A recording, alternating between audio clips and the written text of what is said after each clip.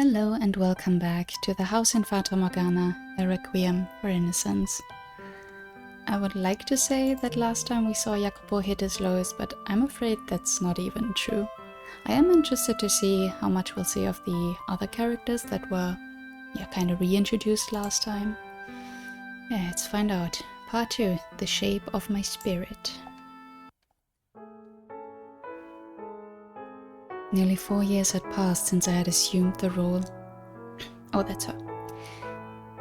Nearly 4 years had passed since I had assumed the role of the Lakeside Witch.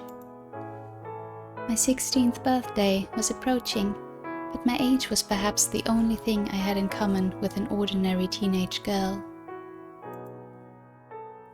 Although, if I had grown up like any other girl, having spent my childhood as a saint before being held captive by the Lord and made to witness countless people's deaths, that would probably mean there was something deeply wrong with me.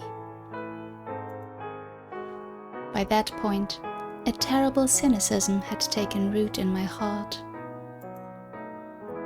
I built high walls around me, keeping my contact with the outside world as terse and pragmatic as possible. With each passing day, my voice grew more monotonous, my interactions following a well-rehearsed script. My customers didn't make any attempt to force their way into my shell either. I'd begun to suspect they might think me not a witch by trade, but that I had actually formed a pact with the devil and worked his dark magic. No one said as much, but I could sense what seemed to be fear in their voices when they came to me. On the other hand, I never had anyone else try to force themselves into the cottage like the man 4 years earlier, so I would say I had a rather peaceful life. If you considered a life in which no one wanted anything to do with you peaceful, that is. I had also come to learn a fair bit about herbology. I could now make my own medicines rather than just making do with what was already here when I moved in. Although a fair bit still amounted to almost nothing when compared to what my predecessor was capable of. Nonetheless, I had a relatively solid grasp on what herbs to use to treat different symptoms. Enough to formally assume the name of the Lakeside Witch at least. And so, time flowed on, uneventful and quiet. Until one day, when a young man showed up at my door. Speaking of the devil, eh?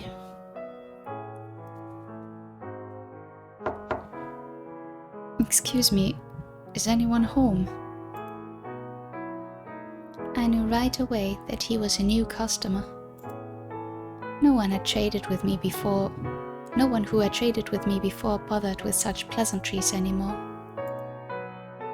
They wanted the process to be quick and frictionless, and I preferred it that way as well. "Who's there?" When I responded from behind the door, he seemed to be taken aback.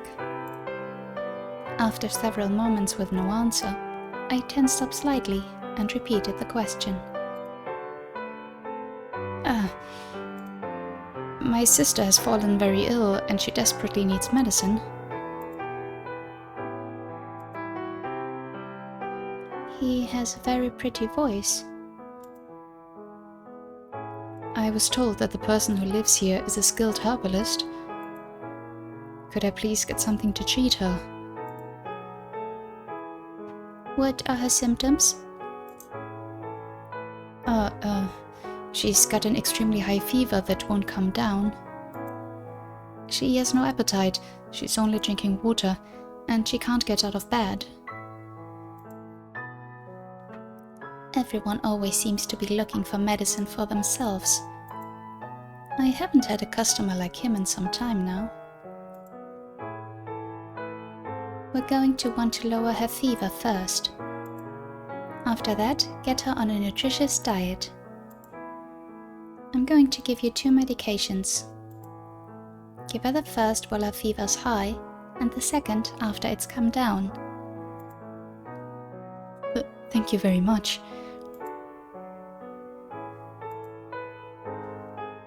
When was the last time someone thanked me? Here's your medicine.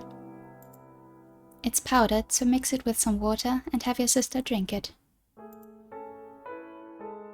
Are you not going to open the door any wider?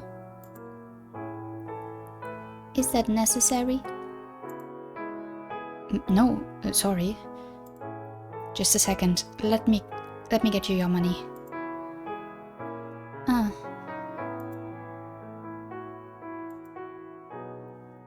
I take supplies for my services, not money. Oh, I didn't realize. I'm so sorry. This is all I have on me today. Would you maybe be willing to accept this as payment today?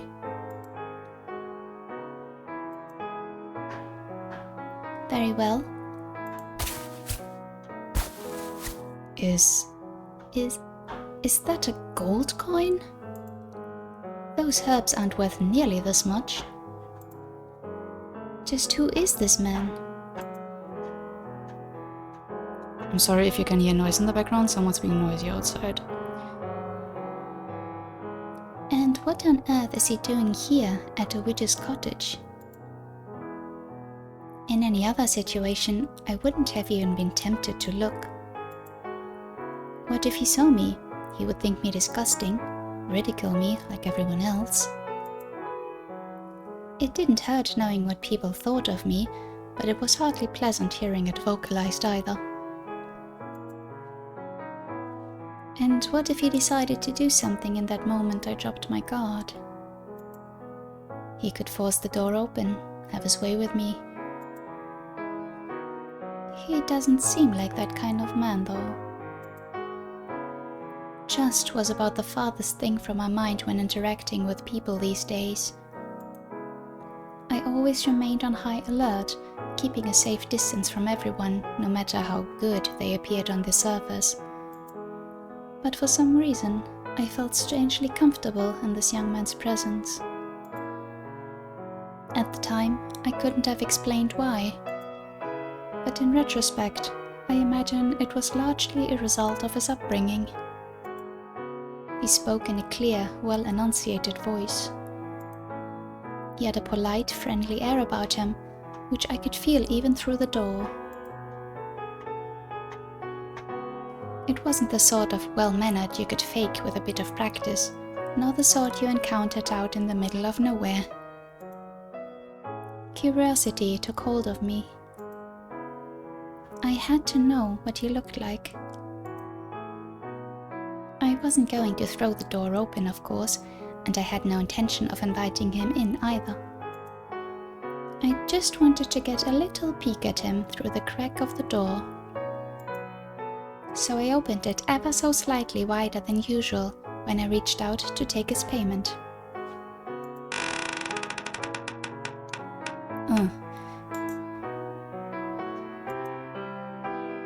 Oh no, he saw me. Wow, I didn't think you would be so young. I guessed you were a little older. What? Thank you for doing business with me. And I'm sorry for not coming properly prepared. If I need any more, I'll be sure to bring supplies next time. All right. Again, I really appreciate it. Have a nice day. You too.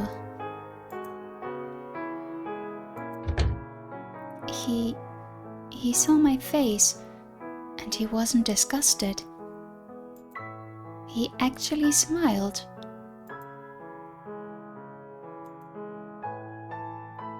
I was so caught off guard, I thought for a second that maybe my face had healed. So I ran over to the water basin and, a glimmer of hope in my heart, gazed in at my reflection. But the face looking back at me was the same as always, a grotesque, unsightly, patchy mess. Part of me was disappointed, but more than anything, I was flabbergasted by what had just happened. How could he smile at the sight of my face? For a split second, my mind slipped back in time 4 years. The man who had applied ointment to my face, he had never seemed disturbed by my appearance either. Not long afterward, the young man called upon my cottage again. He said that the medicine had briefly relieved his sister's symptoms, but that it had failed to actually cure what ailed her. Herbal medicine required patience and persistence before its effects manifested, I informed him, to which he responded with a sad smile.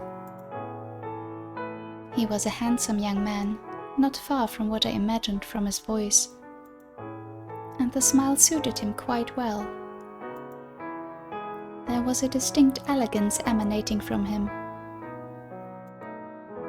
Ragged clothing aside, he was about how I envisioned a fairy tale prince might look. Though I knew quite well those only existed in fiction. Real nobles were terrible, miserable, reprehensible people. After a few visits, we started having little conversations outside of our business transactions. He told me his name, Mel, as well as his sister's, Nellie, and I told him mine. Mel was 17, only a year older than me. Then one day, he invited me outside for a walk. It's not healthy to stay holed up inside all the time. You've got this beautiful lake right here. What do you say we take a little walk around the shoreline? I was going to turn him down, but my mouth seemed to disagree with my mind, and the next thing I knew, I was taking a walk with someone for the first time in years. Although width might be something of a stretch, I kept a safe distance from him as we walked. Mel seemed disappointed with my unwillingness to get any closer, but I couldn't bring myself to trust him that much yet. Nonetheless, it was a momentous enough occasion that I felt justified describing it as such. I'm sure I made him uncomfortable on numerous occasions during our walks. To say I acted disagreeably would be an understatement. Any time he closed the gap between us, I stepped a little farther away. Every response I gave was curt, and I repeatedly shut him down whenever he started getting wistful or sentimental. The Morgana of 4 years prior might have been a little softer with him, a little more human. Maybe she would have given him a little smile or a pout instead. But that girl was long gone. I despised the humanity that had once started taking root in me, and I endeavored to be something different again. In one instance, he heard a robin chirping and said, "If I had wings like a bird, maybe I could be free too." To which I responded, "There is not a single creature living in this world that is free." There he is. Birds regularly get shot down by hunters or preyed on by larger birds. The idea that they are free is nothing more than man's short-sighted delusion. Sorry, I guess. No, I should be apologizing. I wasn't trying to attack you. I simply lack the ability to properly empathize with others. I do not understand people. So please, if I say anything that upsets you or makes you uncomfortable, don't assume that was my intention. Sure. Maybe you're hiding it, or maybe you just don't know it yet, but I think you've got more empathy than you're letting on. Agreed, she's just hiding in a shell, and it's so understandable with everything that's happened to her and will happen to her.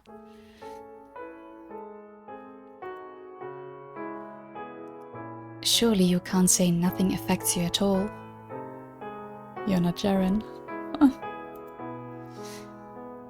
You are human. At one point, that was true, though it was perhaps somewhat difficult for others to see. I felt great beauty in the world when I knelt before the gravestones, but such sentiments have long since been lost to me. So you don't have to be so closed off. I might not be able to do much for you, but I do want to get to know you better. I want to understand you. So if you ever feel like talking about yourself, just know that you've got an eager pair of ears here. Okay?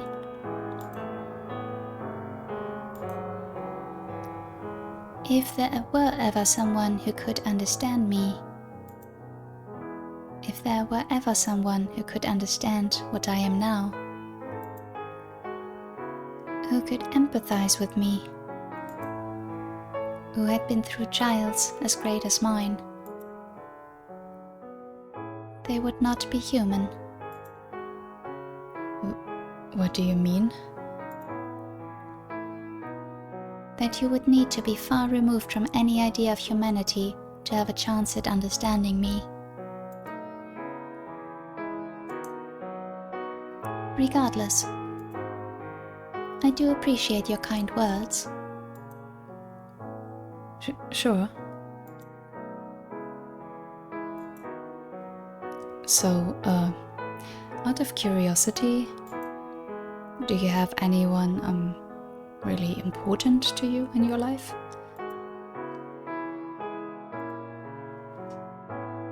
Not at the moment. Does that mean you used to? I'd love to hear about them, if you don't mind. They're all long dead.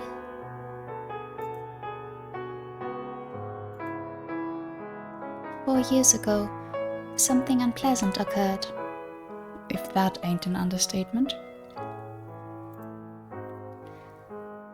And as a result of that, I was forced to part ways with the people who taught me that humans have the capability for kindness. Oh, I'm sorry.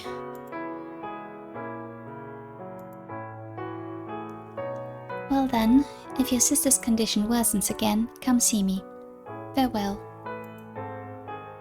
Hey, maybe we could walk a little slower next time, so we have more time to talk. I want to get to know you better.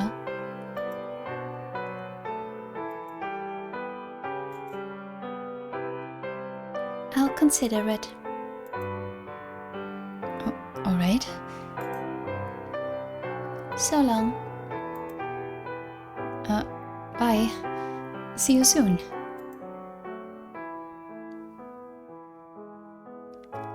I was conscious of how cold and distant I was being toward him, but I had no interest in changing anything. Not that I even knew how to anymore. I had never known particularly well how to choose the right words, the proper way to act in various circumstances. But what little knowledge I had possessed, I'd long since lost. I assumed, after the things I had said to him, Mel would never ask me on another walk again. But I was wrong.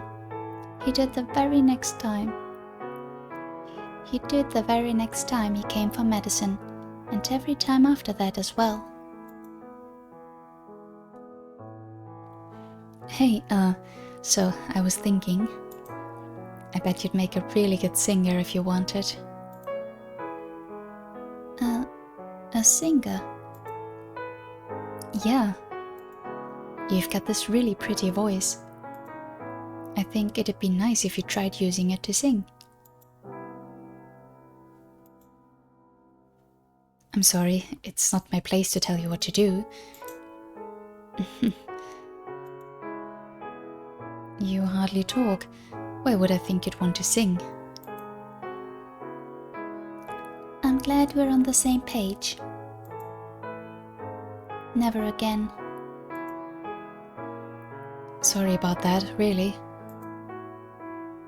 Anyway, I wonder who first came up with the idea to sing. You can brighten someone's day or sour their mood with just the sound of your voice. Kinda amazing, don't you think? It's almost like magic. Oh, and there are battle songs too, for getting soldiers fired up for combat. Battle. Now there's a word I never expected to hear from you. I mean, I am a guy. I'd marry anyone who has the strength to go to battle. I could never, ever do it myself though. The sight of blood makes me sick, and I barely know which end of a sword you're supposed to grab. You're a noble, aren't you? What need do you have for knowing how to use a sword? That's what I used to think too. But now I think I should have gotten training. I may not have been a soldier, but I needed to be strong. I could have avoided so much if I was. And Nellie wouldn't have to live in a rundown shack in the middle of nowhere.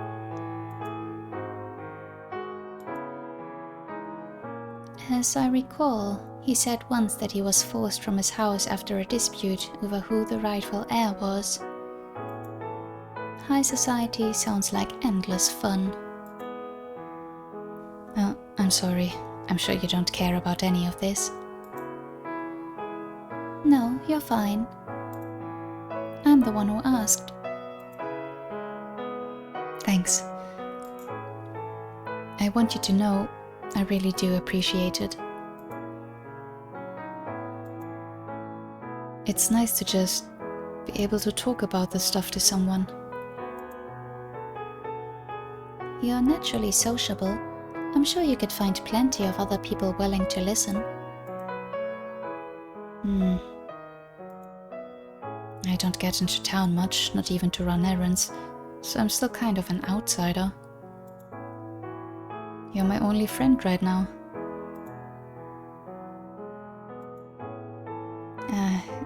I hope that wasn't too presumptuous of me. Call me whatever you like. Oh, thank goodness. We should do this more often, really. Talk more, get to know each other better, become better friends. To what end? No end, just, you know. Having friends is better than being alone. That's all. I see. I'll be heading back in now. See you. Again.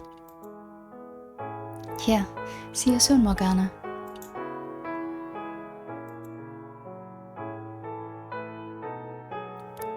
Little by little, his words were getting closer to reaching the old me. Not enough to provoke an actual response, of course. But that wasn't his fault. I had locked myself up too deeply.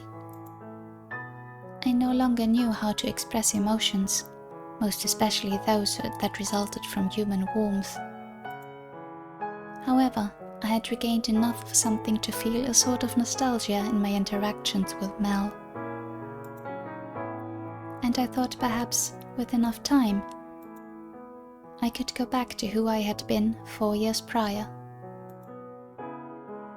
But shortly thereafter, he threw all that into the wind with a single utterance. I'll take anything at this point to make her better. I'll even take a miracle if I can get one.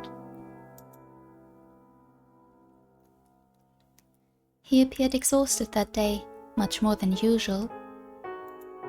His sister's condition had begun to worsen again. That one muttered word set off a spark in my mind.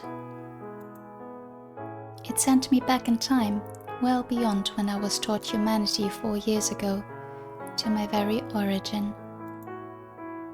I was the daughter of God. My blood had healing properties.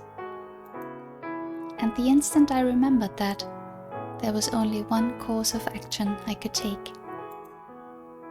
Without a moment's hesitation, I informed him that miracles did exist, that I had been born a saint, and that my blood had miraculous powers. That after leaving the village of my birth, my power had only ever been misused. First by the Lord for his sick banquets, then by me for letting it lay idle so long. Now was the time for me to correct that. He was a kind-hearted young man who loved his sister. Who deserved this blessing more than them? I told him everything. At first he was surprised, but never once did he accuse me of lying. He listened carefully and intently, taking in every word. I mean, she never does mince her words, so why would she be lying if she's always been straightforward, speaking her mind, like when she does speak? And when I was finished, he said he believed me. He said he would entrust his sister's care to me. Mel's sister slept upon a simple bed. She was a sweet little girl who looked like she would have been quite spirited if not for her ailment. Both she and her brother had beautiful flaxen hair. They looked as if they had both been yanked from a painting. Seeing them there, I wanted to do everything I could to help them, to ensure their happiness, and I knew I had the ability to do so. No longer would I be the one receiving others' charity. I could be the one giving it again. And so I made a new cut on my mostly healed arm. For the briefest of moments, a flash of him applying ointment appeared in my mind, but I quickly cast it off.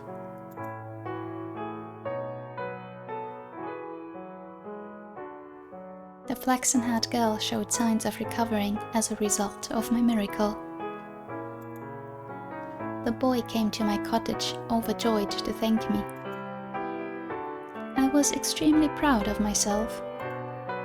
I felt like, for once, I had actually saved someone's life. I had finally been able to use my gift to help someone truly good. After the miracle, though, he stopped referring to me as his friend. Understandably so. No one could think of themselves as equals with someone who performed miracles. I mean, if they declared themselves a saint, yeah, that's a little bit harder.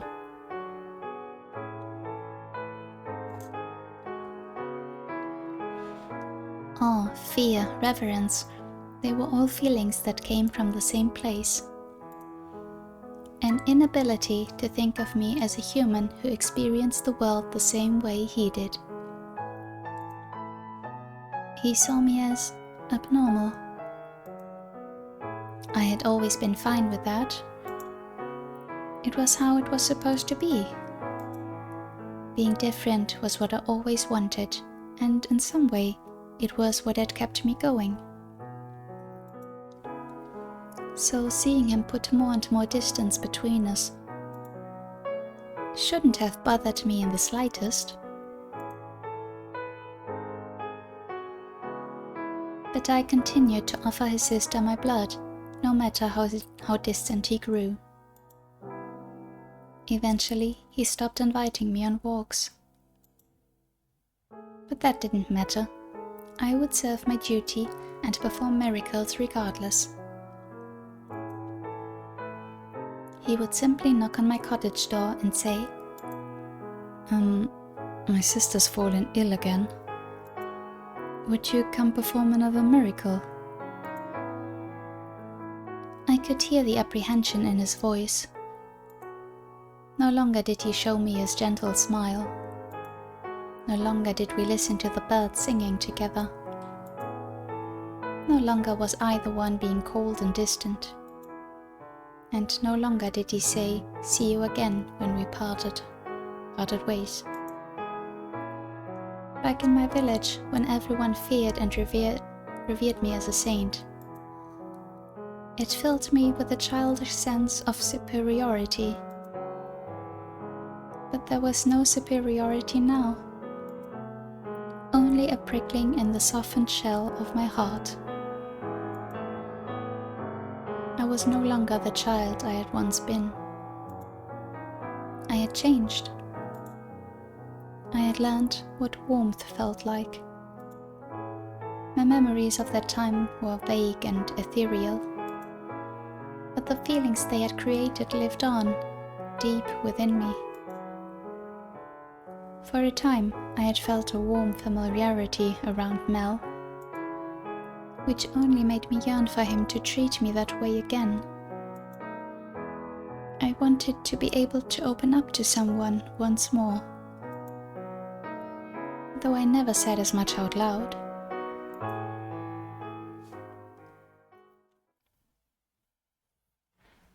Gloomy day after gloomy day passed, and then I received a new visitor. I asked them their business from behind the door, but they hesitated for a few moments before responding. My instincts told me that whoever it wasn't the noble boy.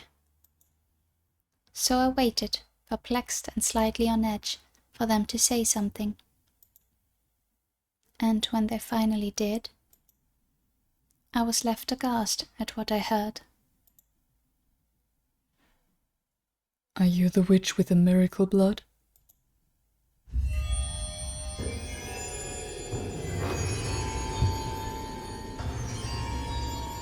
Why did he sound like the man who had slaughtered the slaves in the carriage, laughing all the while? What was he doing at my cottage? I thought he had wandered off somewhere, never to be seen again. I thought he was out of my life for good. Why? Why did he call me a witch? And how did he know my blood had powers? Had Mel told him? Or maybe his talkative little sister had gone running around blabbing about it. I should have been clearer with them, made absolutely certain they knew to keep their mouths shut. Please leave. It took all my strength to get those 2 words out without my voice shaking. I could hear the screams from 4 years ago echoing in my mind. I could see the limbs flying, the blood pooling at my feet. My heart was pounding so hard I could feel it pulsing in my ears. Please stay away from my home. After all the time I'd spent forgetting about everything, closing myself off, finally finding peace. Why did this monster, who reminded me only of senseless violence and death, have to come back into my world? I never wanted to go through anything like that again. I am in need of your blood. Could you not spare a little? They have nothing to spare for a man like you. My blood is only for the sick and needy. So please, go away. Stay away from me. I'm begging you. Get away from this place. You're a murderer. I want nothing to do with you. So please, just go away. As you say.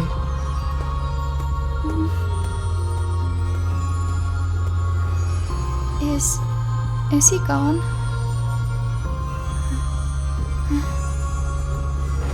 Oh, thank heavens.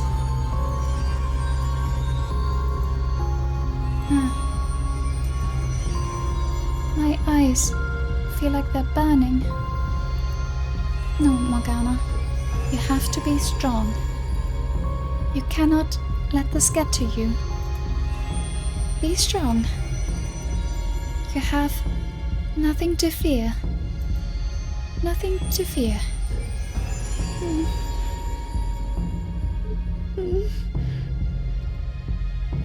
No, stop. Fight it back.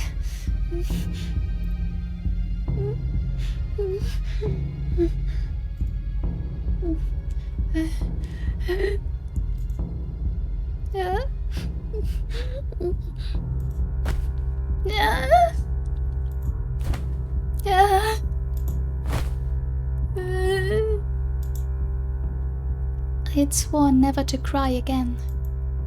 But the moment fear released its grip on me, everything that had built up came pouring out in a hot stream. Tears soaked my face. I wiped and still my hands came back wet. With each passing second, I felt myself reverting into an ordinary, helpless little girl. No, that's what I had always been. My whole life, I had just been putting on airs, when in reality, I wasn't even strong enough to withstand a little fright. Even with the horrid man gone, I couldn't rest easy. I couldn't be sure if he was gone for good. Maybe he was just waiting for a more opportune moment to target me again. The following day, I took a brief walk with a noble boy. But I couldn't bring myself to talk to him about what had happened. With how much distance he was keeping between us, I doubted he would be willing to do anything to help. For 3 days and 3 nights, I shook in terror. Thinking, considering, speculating, wondering. Hardly getting a wink of sleep. I was too anxious to sit still, so I paced in circles around the chair by the fireplace. It's too soon to be sure I'm safe. Can't go outside unless I absolutely must. Not even just to get water from the lake. He could be waiting in the shadows to take my life. I'm not safe here anymore. I shouldn't have said anything about my powers. They've only ever brought me trouble. I should probably find somewhere else to live. But where? How far could I even get on my own?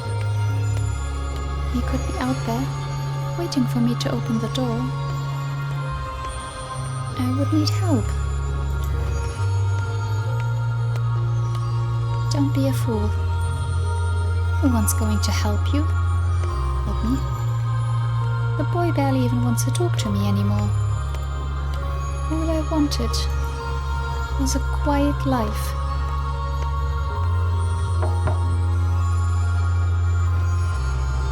Is it him?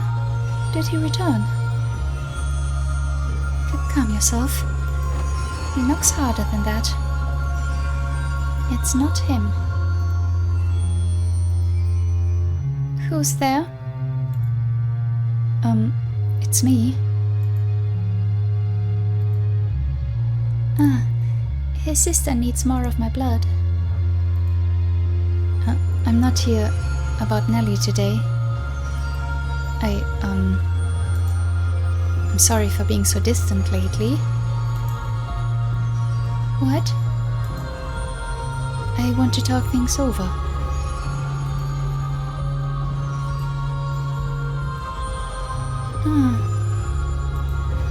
He's finally reconsidered. If he can treat me like a friend again, then maybe I could ask him. I want to talk to you too.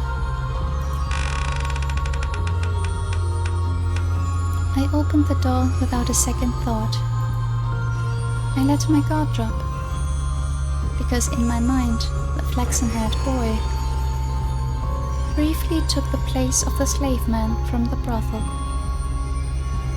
The man who had saved me from the terrible lord offered me his hand, guided me into the light.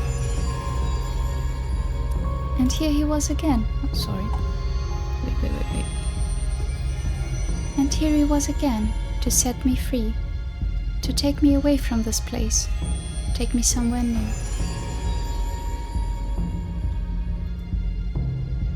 He had pulled me out of the darkest depths of despair. And here he was again, ready to offer me his hand, a glimmer of hope to cast away the shadows. So I reached out to take it, and my arm went tumbling to the ground, my hope following not far behind.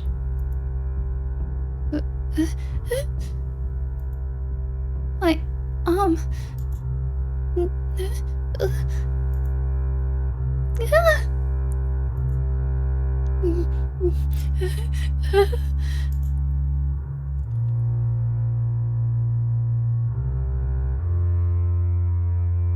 Please stop it, don't kill me, don't kill me, please, please, please. Please.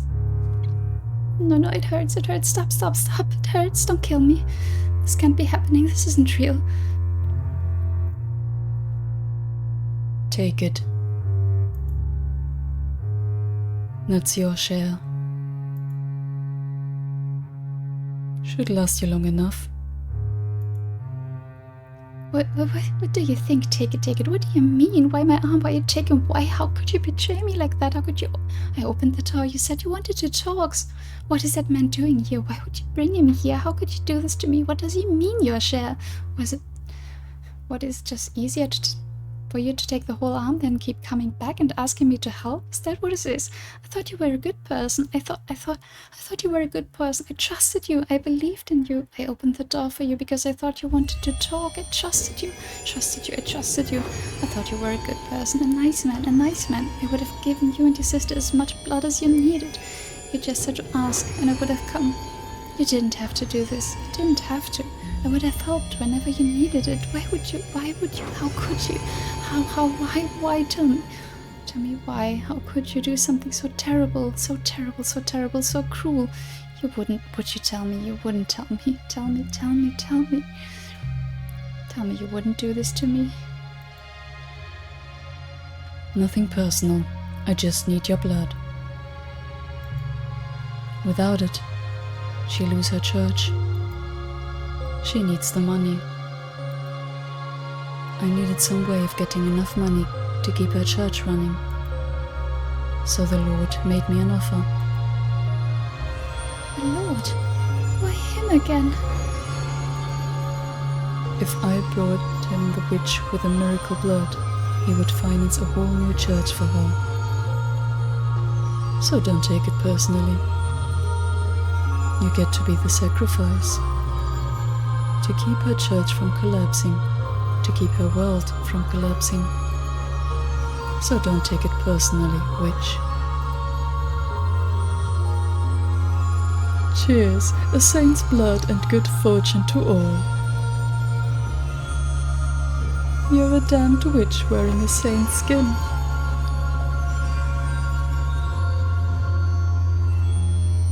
No, I'm not a witch.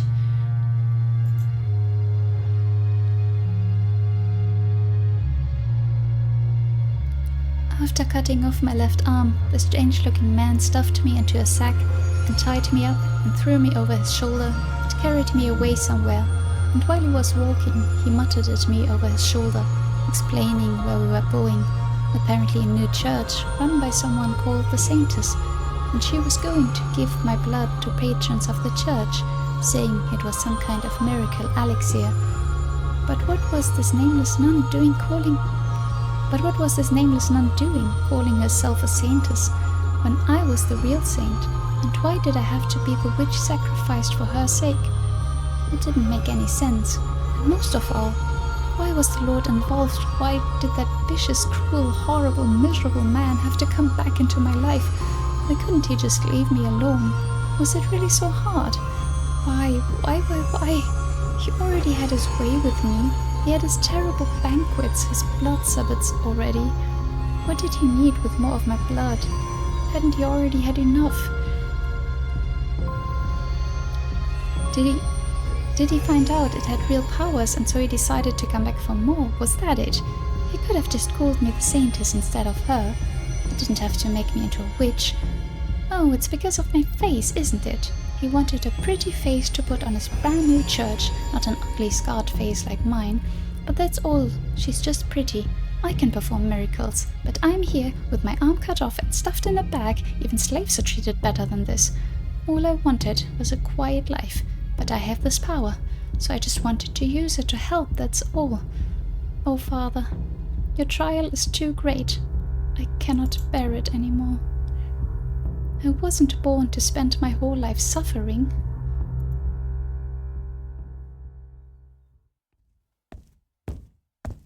That was a lot. Way to go to portray the panic in that moment. Like, you know, it's hard, but like I don't even have words for that. It's horrific. But wow, what a way to visualize and ooh. Okay. About time. There's your witch. Tell me you didn't harm her, dog. I smell blood. You only instructed me not to kill her. Mistakes were made, limbs were lost. I cleaned up all the blood I got on me. No one suspected anything. That you were able to immediately recognize it as the smell of blood says quite a bit, Lord. You have killed before, haven't you? Enough yapping. She is alive, yes? Of course.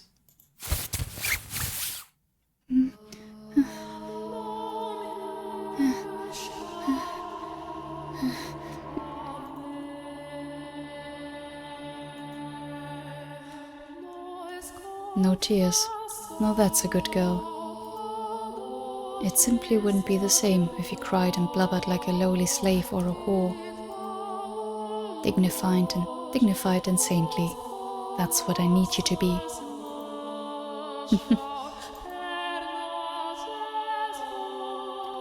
Welcome, witch. You'll be giving your blood to all my people now, not only me. Is that you? Oh, do you remember me? What an honor, a truly splendid honor. How could I ever forget? How could I ever forget? All the pain and humiliation you put me through. How could I ever forget the blood Sabbaths you so loved to hold? Haven't had enough, have you? Leaving scars on every inch of my body wasn't enough for you? You haven't had your fill of my blood? I'm thrilled to know the great saint remembers the lavish parties I threw for her. I take it they left quite an impression then. You're the man who bound me, cut me up, called me a witch, and then tried to kill me. I haven't forgotten you even for a moment. That's splendid to hear. I'm sure you tried so very hard to cast my memory aside. But you never could you? And you know what that means? That the scars I left all over you run deeper than anything else you've ever experienced.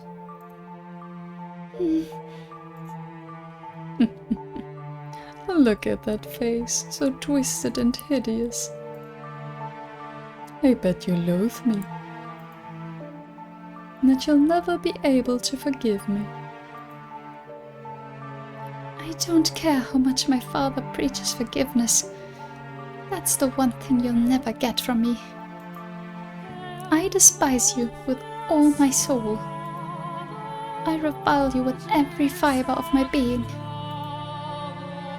For every scar you gave me, I give you a lifetime of hatred. Never, you will never have my forgiveness. This man, the Lord, he destroyed me, mind and body. This man ruined my life.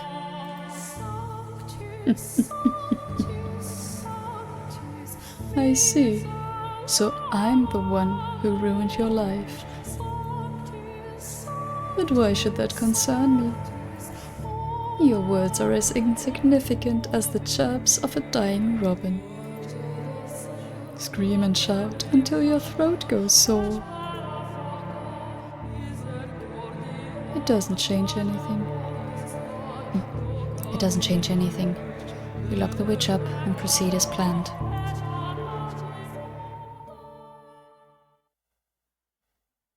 O Father, God of heaven and earth, my life is become nothing, shattered and empty. Oh dear. Okay. We good with the pain for a bit? They always do this. Give us like a glimpse of hope. Like that's where I'm always so torn getting Morgana's side of things.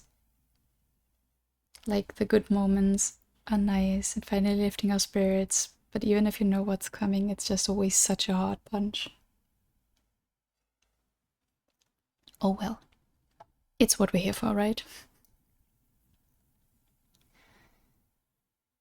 Good day, Lord Barnier.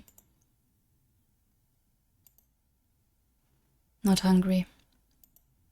I need some time to rest, so don't bother me. Yes, sir. And make sure everyone knows.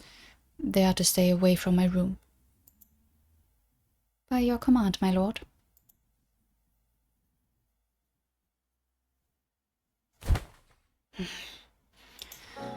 Why? Why was she the lakeside witch? How could this happen? There must be something I can do. Some way to fix this. No, don't fool yourself, you damned buffoon. There's no fixing that. Her arm's been cut off. Her mind broken. If only that Far Eastern dog hadn't been such a damn idiot. And she might actually be in proper shape. Fucking fuck. I'm the one who gave the order. The only one to blame for this is me. I can spend all goddamn day regretting it, but there's no taking back what's already been done. Oh, god damn it. What the hell am I supposed to do? What can I do? I could set her free.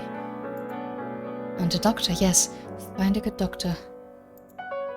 There's no getting her arm back, but he could at least patch her up.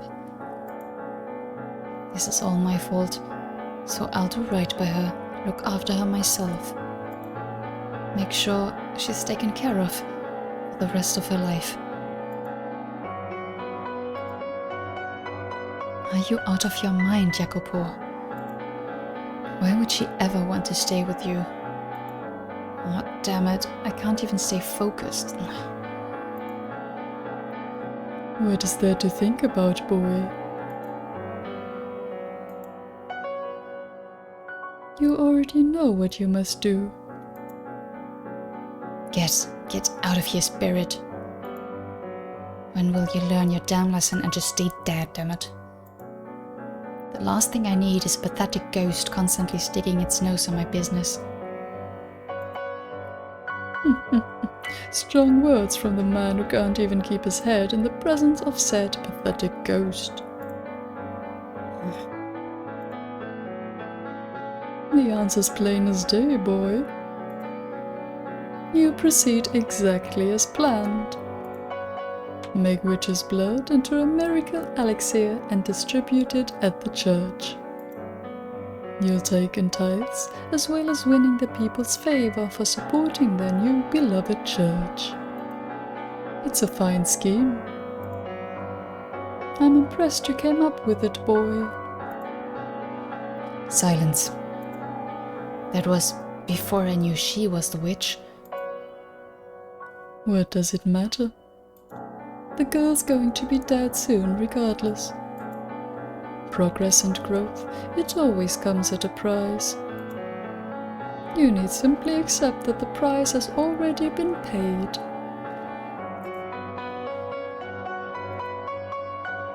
Tell me, is the girl worth throwing the entire venture aside? Knowing you'll lose all the goodwill you made to gain from it more and more, and more. She's Morgana's. She's my... A child could tell you which has more value. You bear the weight of this entire land, boy. Don't try to cast that aside because you killed one little girl. She isn't dead. She's still... Surely you can't call that living. She's not. She is, and you killed her. I did not. There is no turning back. Why are you so upset about this, boy? Countless slaves have perished at your command. You had the slum rats who tried to bite you slaughtered. And only now are you concerned about another's life. Surely you're not still clinging to your naive sentimentality, are you? Oh, but she's different from those disposable sacks of flesh. She's dear to me. We have so many wonderful memories together. I love her. Enough. You've come too far to step down from the throne. No matter how much you may have cared for the girl before, it's out of the question now. You cannot have her. When a nobleman marries, it's for political purposes. Be it connections, resources, appearances, always something to gain. Taking a nameless peasant girl will make you laughingstock of the land. So lock her up and train her until there's nothing left. Shut your damn mouth, accursed spirit. You don't have any idea what you're talking about. You don't know the first thing about how I feel about her. The things we've shared. Wait a minute. What's going on? How the hell do you know any of that? Took you long enough, boy. How did I not realize? You were never the kind of man. Wait, was that him? Weird. To speak of progress and growth. That I wasn't. What the hell? What are you? I've already told you. I am the curse known as the Lord of the Land. Or if you need me to put it in simple terms for your simple mind, I am your sickness. You're out of your mind. I am not sick. I'm not the one who's out of his mind, boy. This is a world of madness and disease, but not of spirits. The throne drives all who sit upon it to madness. Power or sanity, man can only have one. And all the faster will his grasp on his mind slip when he has no one at his side to shield him from his enemies. That I agree with. You need a support system. I said this last time. Like, maybe that's not what he's talking about, but you know. Also, are we even gonna debate whether this is like an actual spirit or curse and not just his conscience? You know. But what's the difference?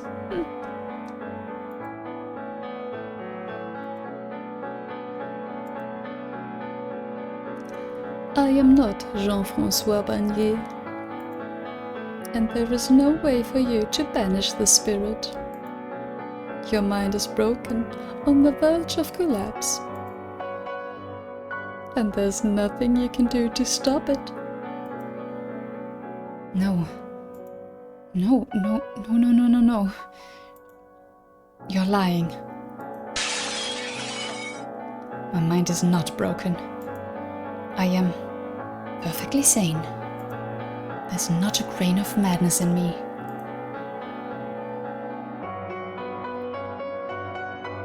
Tell me, Jacopo, is this the power you always sought?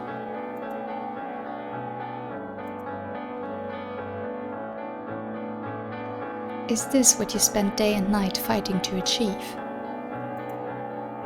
But how are you? I thought you wanted power in order to protect those you cared most about. But here you are, using that power to destroy their lives. Or is power the only thing you care about protecting anymore? Shut up. Is that what I took up the blade for all those years ago? Enough. You don't have any place to place criticizing me. You're just a stupid child with his head in the clouds, who thinks he can become some kind of hero.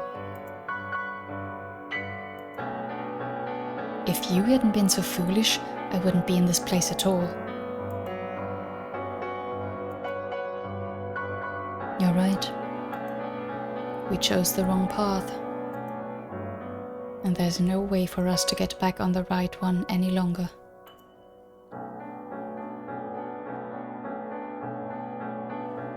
That's a sad thought, like to be stuck with no way out. And I don't know if that's true. Like, sure, there would be consequences if we freed Morgana at this point. But how many people really know about his plan? Isn't there another way? Like, he's driven himself in a corner there, but This wasn't what I had wanted at all.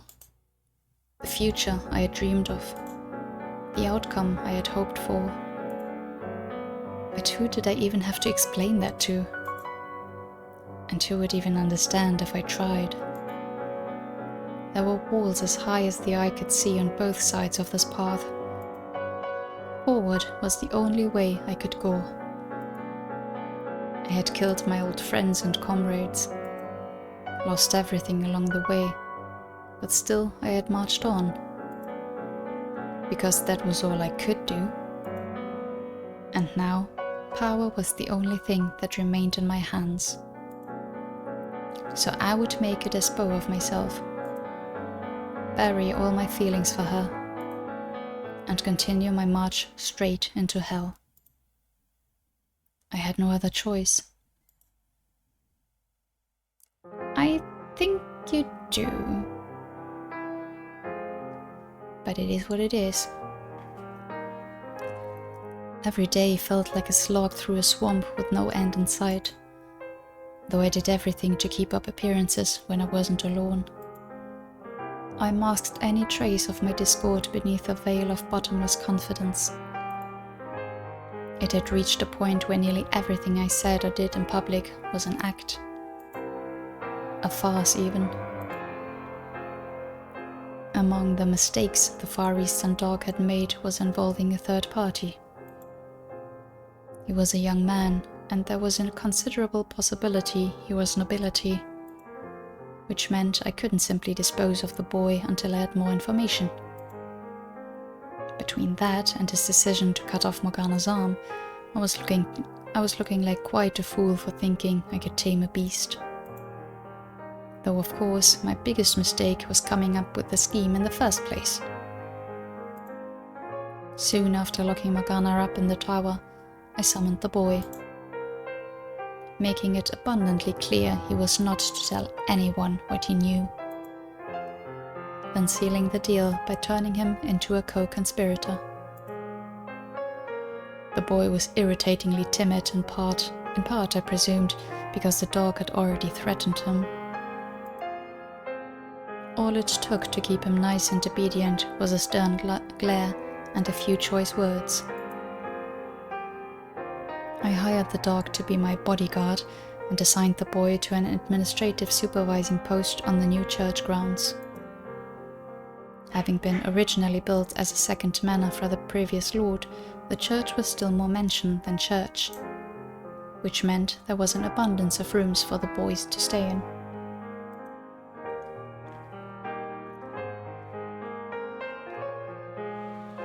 I then summoned the saintess there to serve as the face of the church.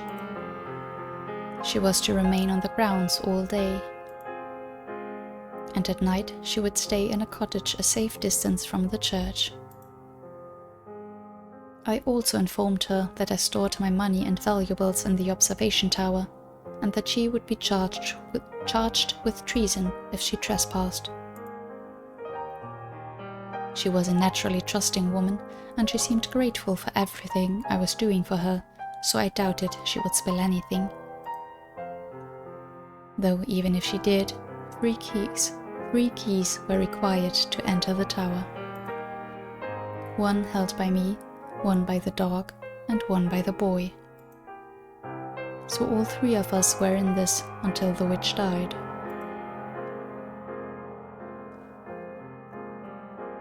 This is all fucked up from start to end, but I don't think I need to tell you this. I had one of my aides dig around for information on the noble boy.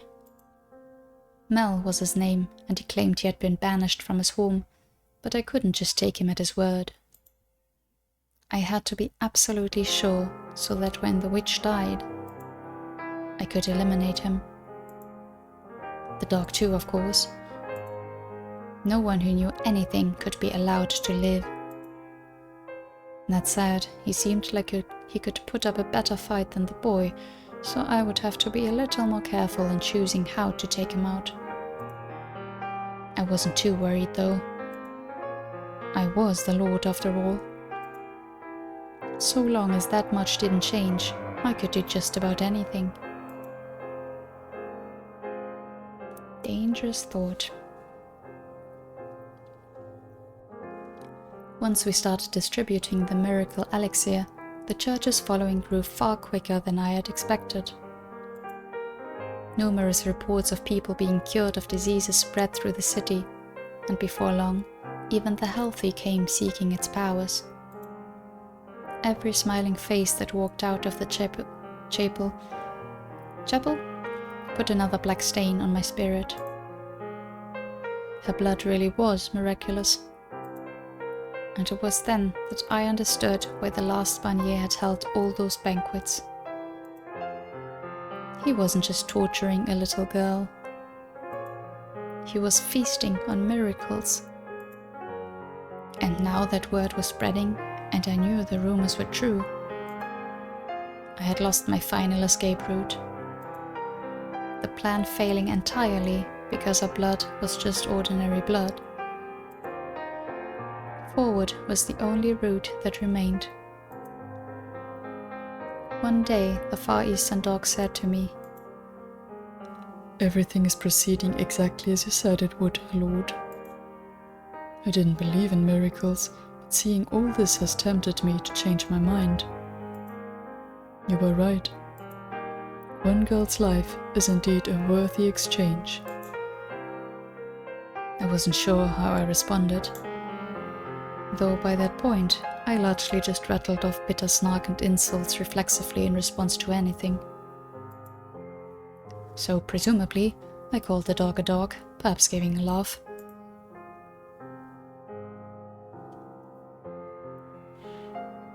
Most nights I could no longer sleep without the aid of alcohol. I was pretty sure none of it was poisoned, but I spent a lot of time throwing it back up regardless. Barnier's cackling echoed in my chambers. The world twisted and contorted. Quite frankly, I was considering taking my own life. But I wouldn't let myself run away from what I had done, what I was doing to her. I had said I would continue my march straight down to hell, and that was exactly what I planned to do. Again and again I repeated to myself, I feel nothing for her. I never loved her. She's just another faceless peasant.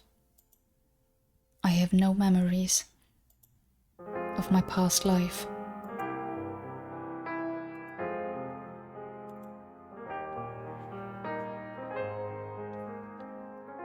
The days turned to months, and soon spring was upon us.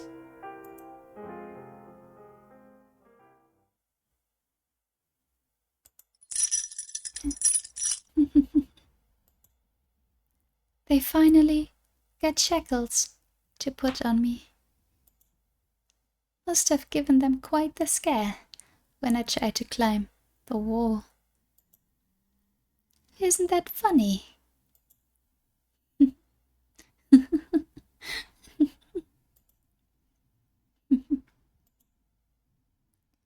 Look, I made a flower crown.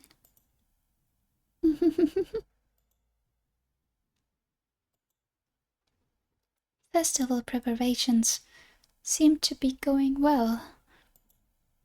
Hey,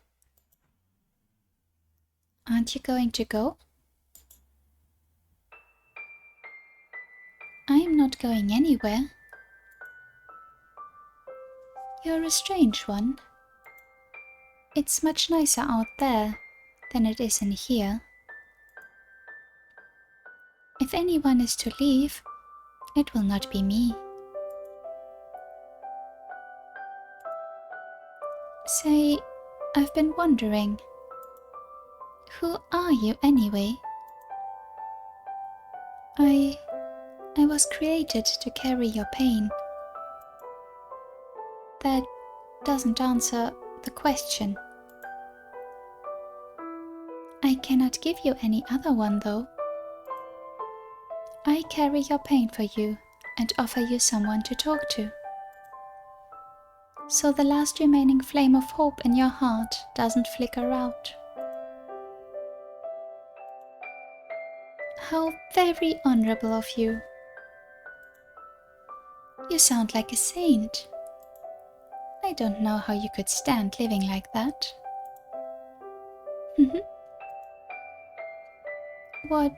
What's so funny? Nothing. Just, you don't remember anything, do you? I don't consider my work to be saintly, but if you perceive it that way, then that's thanks to you.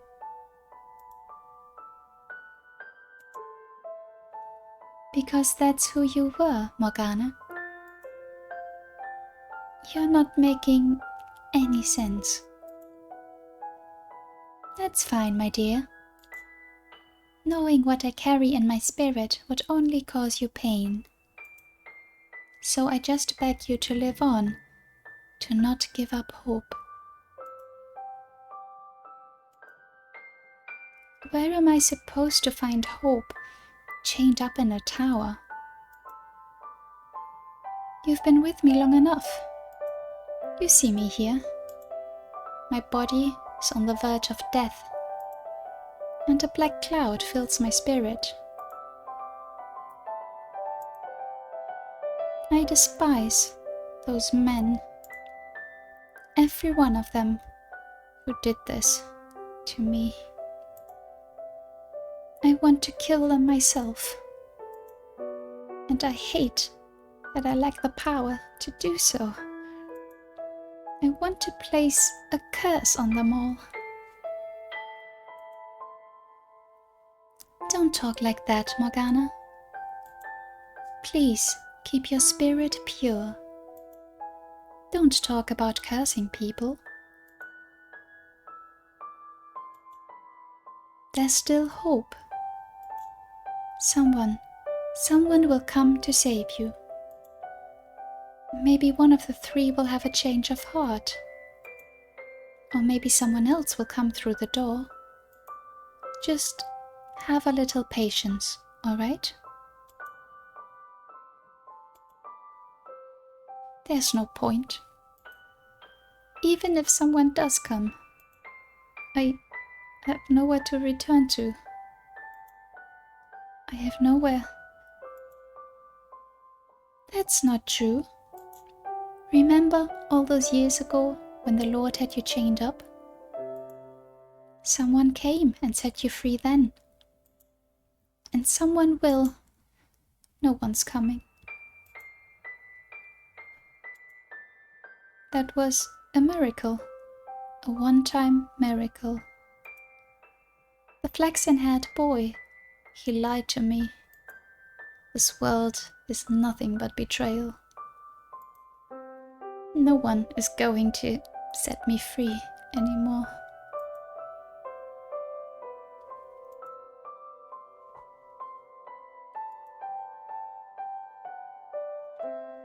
Actually, there is one possibility for my salvation. Perfect. Then we'll wait for them to come. Yes, let's wait for an angel to come. What? An angel to come and set me free. Morgana, deliver divine punishment unto the sinners who would defile me.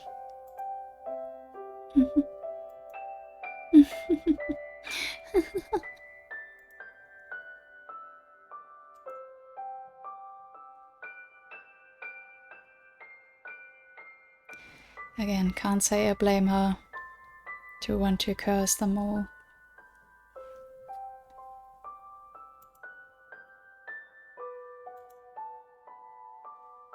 Morning, Maria. You're here bright and early. Hey. Yeah, not like I've got much else on my plate. Well, aren't you quite the workaholic? You know, you're getting to be about that age when most girls would close up shop and settle down with a man or three. 3? Oh god. And you know no man wants to get hitched with this kind of bitch. Fair enough. Most girls in this biz are rough around the edges, and you're rough all the way through.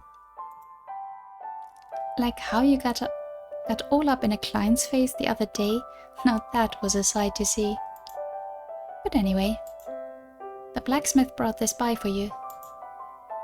Huh? Oh, that. I was planning to go pick that up myself. Special thanks for being such a faithful patron, he said. Never met another prostitute who regulars at the smithy. That's one heck of a hobby. Maybe so, but it's the only hobby I have. Not gonna lie, that's a little scary. What kind of girl collects knives? What kind of girl doesn't like something nice and shiny? There's nothing more to it, right? It's just a collection, not for you to, like, use or anything. Like I said, they're shiny. And when have I ever drawn a knife on any of you? Never, right? Oh no, not use them on us. The thought never crossed my mind. I know how much you care about us girls. I just mean, you're not planning to do anything like dangerous. Oh no, hell no. You're way overthinking it. If you say so. It just looked like this one was made for a special occasion or something. You even had your name engraved in it. What's so strange about that? Collectors get their names engraved on shit all the time. I once had an ex-mercenary for a client, and he told me people engrave names and weapons for all sorts of reasons. The name of someone you love to help strengthen your resolve. Your own name as a symbol of your honor. Is this for... How much honor does a dirty old whore like me even have? Like I said, it's just my hobby. I like shiny things and that's all there is to it. Now hand it over. Promise me you won't do anything dangerous with it. Pinky swear. Thanks. Oh, Maria.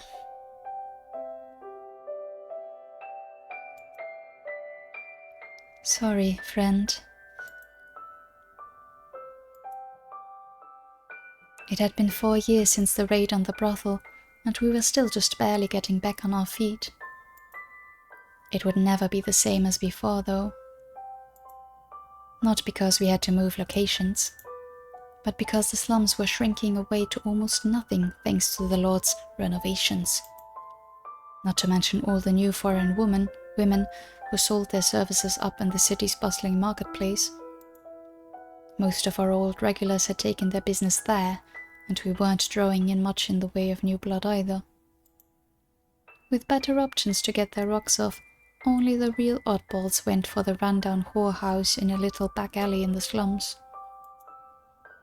It was enough to keep us afloat, but we'd hardly last another 6 months.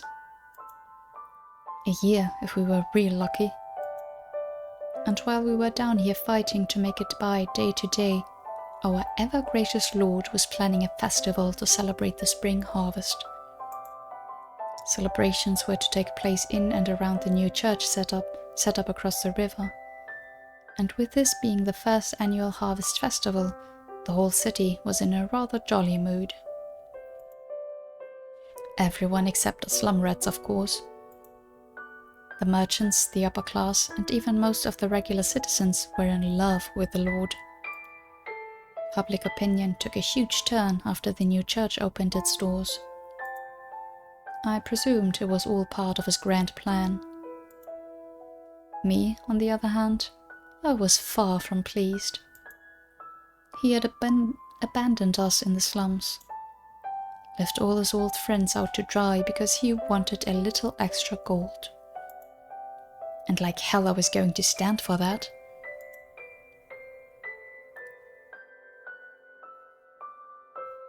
Word through the grapevine was the Lord and his bodyguard spent a lot of time at the new church.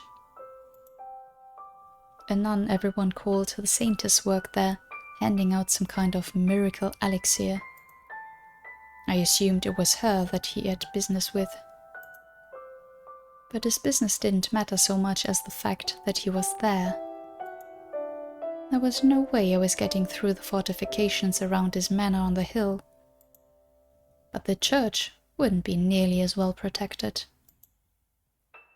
Last night I snuck onto the grounds to survey the area, and there was no sign of any guards or people at all. So it wouldn't likely be difficult for me to slip into the building and hide there until he showed up. Tonight I brought everything. I was going all in.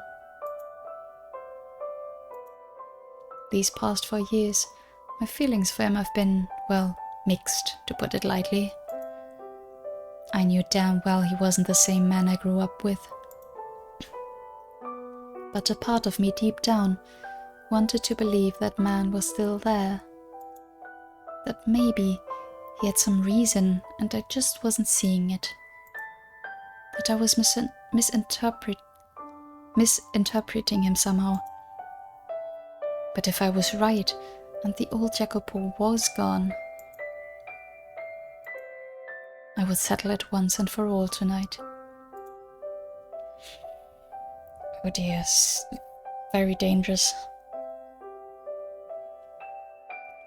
But I get her, and at least, like, different from Requiem, at least she is thinking of the option that, you know, that it is just a misunderstanding, that something, that he still cares, basically, right? If only you could have confronted him sooner, if only she was the one to confront him instead of Requiem. Maybe you could have turned it around yet? I don't know. It's quiet in there. Doors locked tight. Figures. Now with that out of the way, how do I want to get in? Could break a window. I'd rather not make that much noise though.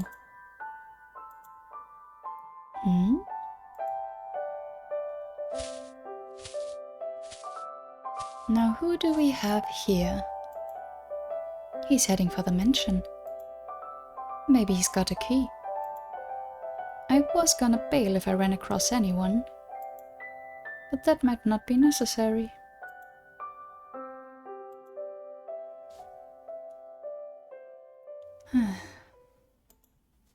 How much longer am I going to have to deal with this? And I can't believe he's holding a festival. He's got to be out of his mind. I mean, yes. I'm too tired to worry about this tonight. Don't move. Huh? What? Oh, and no squealing either. One peep, and this little baby'll carve you a brand new mouth. What? Who are? Are you a thief? I don't want your shit. I just want you to answer a couple questions. If you can do that for me, you get to keep your throat in one piece. What do you want from me? What are you doing here? The Lord comes by here pretty often, right? I want to have a little chat with him. Well, are you out of your mind?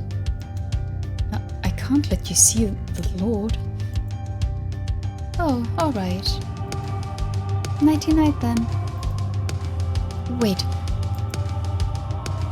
I'm not fucking around. I don't care who you are, if you're gonna cover for him. Then say your prayers and curse your bad luck. What's it gonna be, little man? Don't hurt me, please. Where's the Lord? He's not here. Well, it was nice knowing you. Slow down. He's not here now. But he'll be here at dawn. Is that so? I'm not comfortable saying anymore out here. Someone might see us. It'll be safer if we go to my room. We can talk more there. And how do I know you're not gonna split the second I let go? I swear. I don't know you either, but you're not here to just talk to the Lord, are you? doing what he says, but not because I agree with him. So if anything, I'm on your side. You're better at sucking dick than most of the prostitutes I know. I mean it. At the very least, we can't have a productive conversation if we're both on edge like this. Wow, someone was reasonable in here. Huh, you got a decent head on your shoulders for someone who was within seconds of losing it. Alright, you convinced me. Lead the way, little man. But if you so much as breathe suspiciously, your head will roll. I get it. On your feet.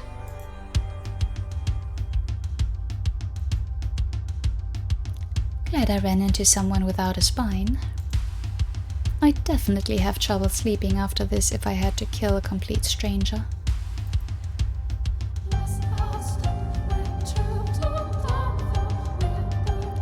Well, well, nice looking room you got for yourself, little man. So, the Lord's gonna be here bright and early, you said? But why? Well, daytime I'd understand if he was here to play friendly with all his followers. But no one's gonna be here at the ass crack of dawn. They're not his followers. Patrons of the church are true believers in the word of God. Can't say I'm convinced. Looks more to me like he's built himself a damn cult.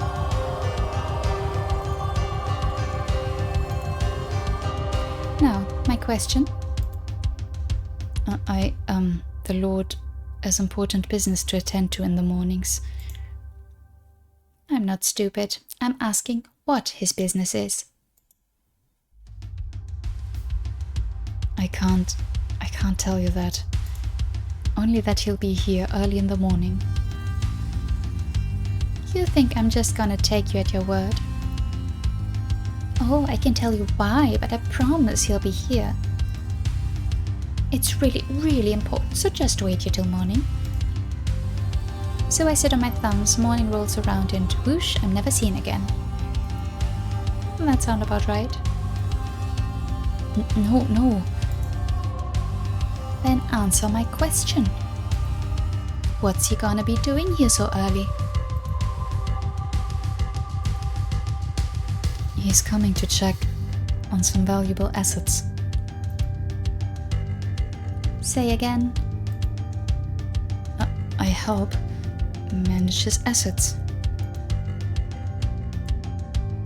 But not because I want to. He's threatening me. And what are these assets? It's, spit it out.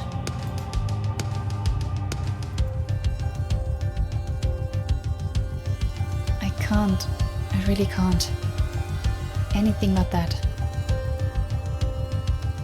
What if I say I'll kill you if you don't? Go right ahead. Threaten me all you want. That's the one thing I can never tell anyone. 'Cause they'll make you disappear if you spill. It's not my safety I care about. It's my sister. They'll kill my sister if I tell anyone. So I can't say anything. You have a sister. She's my only family. I see. So the Lord's blackmailing you to help manage his assets. And as part of that, he's also holding your sister hostage. Not directly, but essentially, yes. That sick, rotten fuck. I don't have any family myself, but a few years back, there was this girl who was like a sister to me. Oh. And he felt kind of the same way about her, or at least they thought. But now he's fallen so far, he's taking some kid's sister hostage.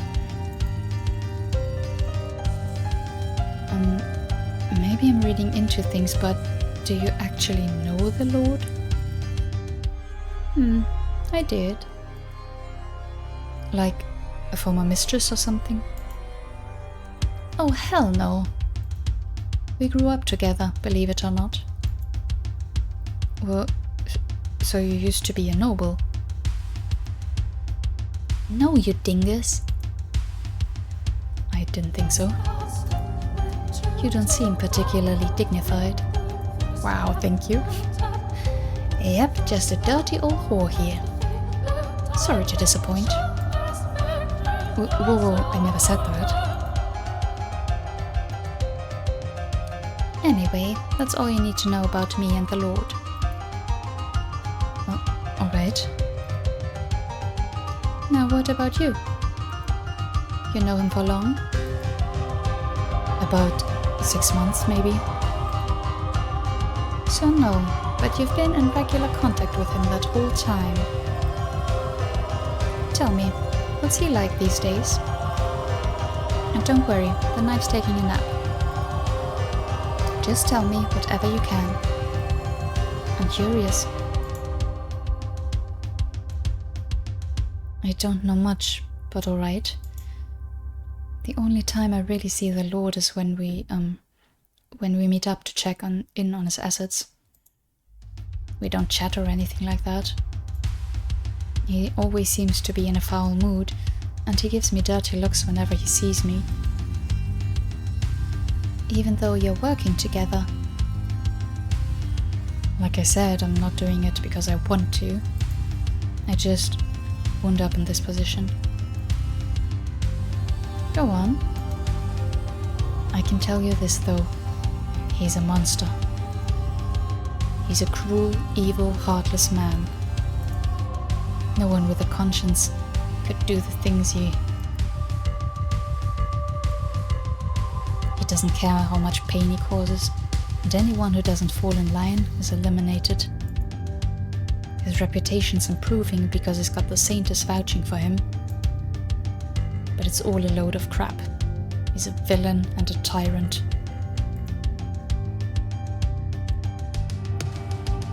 Sounds just like the previous Lord. Huh? Previous Lord?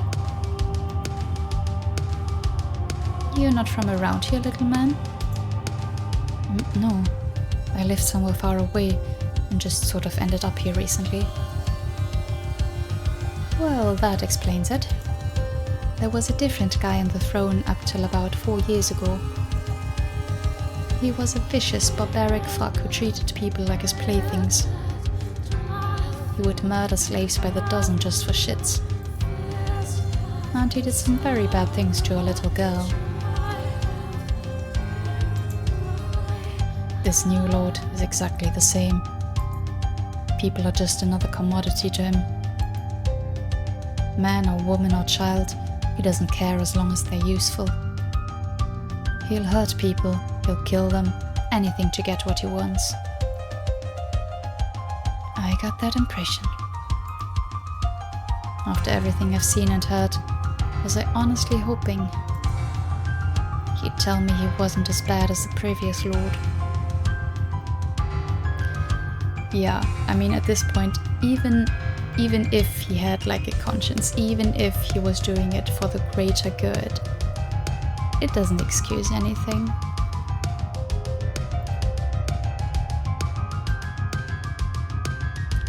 I've heard enough. He's gone over the edge, and there's no bringing him back. I was originally planning to talk to him, but that was never going to work. He's a lost cause. So what are you going to do? I'm gonna make sure he can't shame himself any more than he has, by putting an end to his miserable life.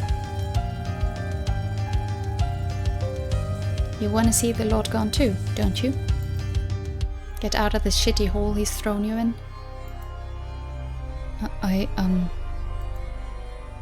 Because if you do, then stick your neck out and give me a hand. You know what'll happen if you keep on like this. Once your job's done, once he's done with you, you're gone. You're not stupid enough to think he'd let you live, are you? What'll it be? You gonna go on being his obedient little bitch? Or you gonna give him what's coming? Alright. I'll help. Excellent. Your tailor must be damn skilled to accommodate balls that big.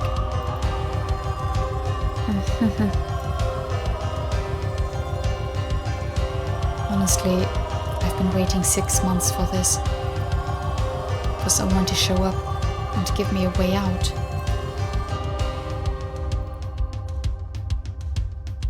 While waiting for the sun to rise, me and the little man hashed out our plan of attack.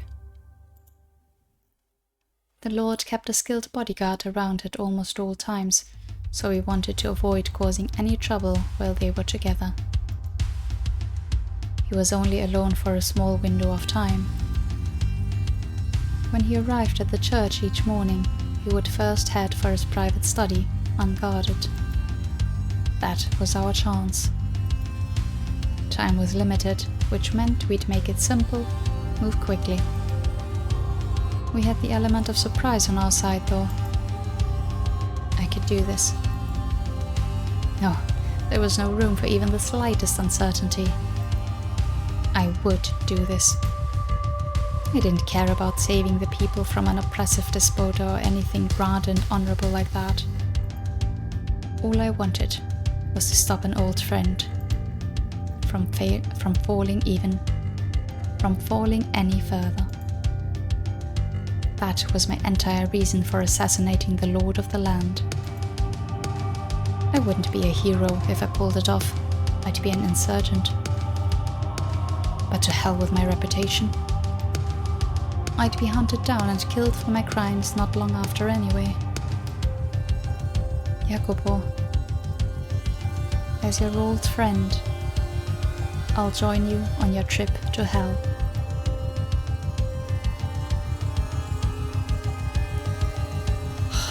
Oh boy, that's a lot, but I'm afraid I have to end here for the day.